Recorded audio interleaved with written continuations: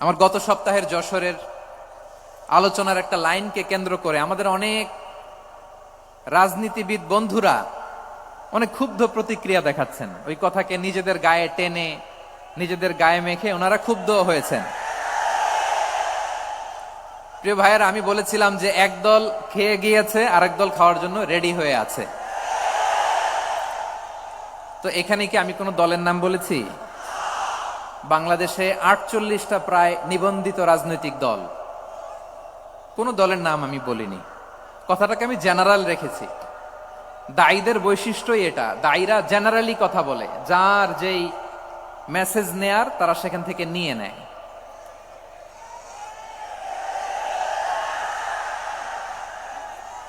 তো কোন দল এটা নিয়ে কোনো কথা বলল না।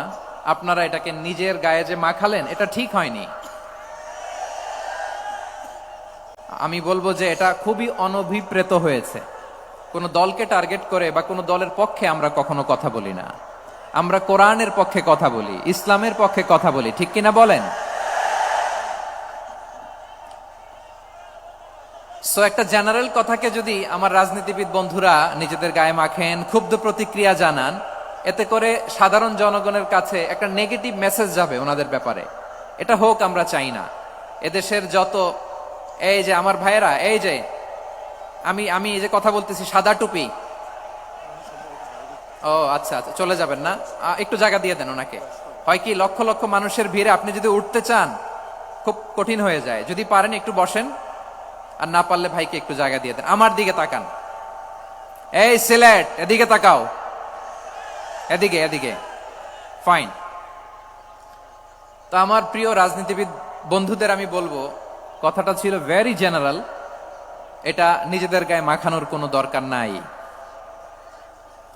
আমরা এই যে এক্সিস্টিং যে রাজনৈতিক চর্চা, এটা থেকে আমরা বেরিয়ে আসতে চাই।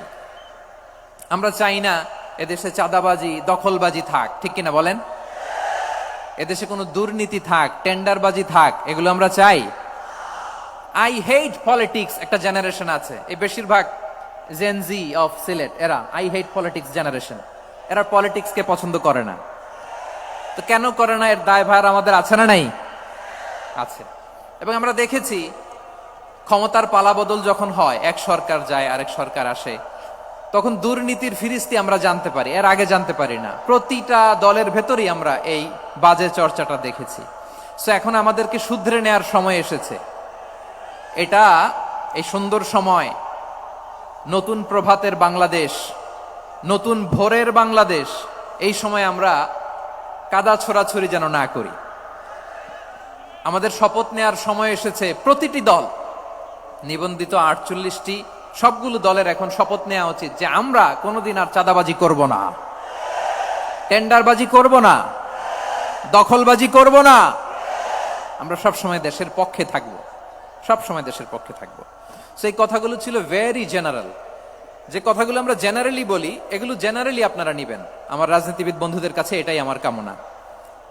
আর এই জাতীয় বার্তা যখন আমরা দেই, তখন যদি আপনি বলেন যে পারলে রাজনীতিতে আসেন, পারলে দল করে দেখান, এটা হইল? আমি কি এরকম কোনো কথা বলেছি? না। আমি একজন মুফাসসিরে কোরআন, আমি একজন আলেম, এর বাইরেও আমার সবচেয়ে বড় পরিচয়, আম আ সিটিজেন অফ বাংলাদেশ। আমি বাংলাদেশের একজন সাধারণ নাগরিক। আমার দেশের যে কোনো সমস্যা, যে কোনো ইনকনসিস্টেন্সি, অসঙ্গতি নিয়ে মত প্রকাশের স্বাধীনতা আমার আছে না নাই? আপনারাই তো বাক স্বাধীনতার কথা বলেন, ফ্রিডম অফ স্পিচের কথা বলেন, বাক স্বাধীনতার কথা বলেন।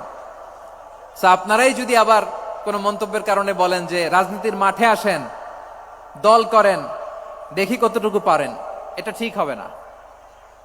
তাই প্রিয় ভাইয়ের, আসুন আমরা দল মত নির্বিশেষে কাঁধে কাঁধ মিলিয়ে সোনার বাংলাদেশ গড়ি, দুর্নীতিমুক্ত বাংলাদেশ গড়ি। যে বাংলাদেশের জন্য রক্ত দিয়েছে আবু সাইদ, যে নতুন ভোরের বাংলাদেশের জন্য রক্ত দিয়েছে মুগ্ধরা, যে নতুন বাংলাদেশের জন্য রক্ত ঝরিয়েছে 24-এর যে গণ অভ্যুত্থানের প্রত্যেকটি শহীদের, আওয়াজ করে বলেন ঠিক কিনা? আল্লাহ তাআলা আমার দেশকে তুমি নিরাপদ করো, শান্তিময় করো। আমরা যেন স্বাধীন, সার্বভৌম বাংলাদেশে মাথা উঁচু করে বিশ্ব দরবারে দাঁড়াতে পারে। আল্লাহ তুমি তৌফিক দান করো। আওয়াজ করে সবাই পড়ে আমিন।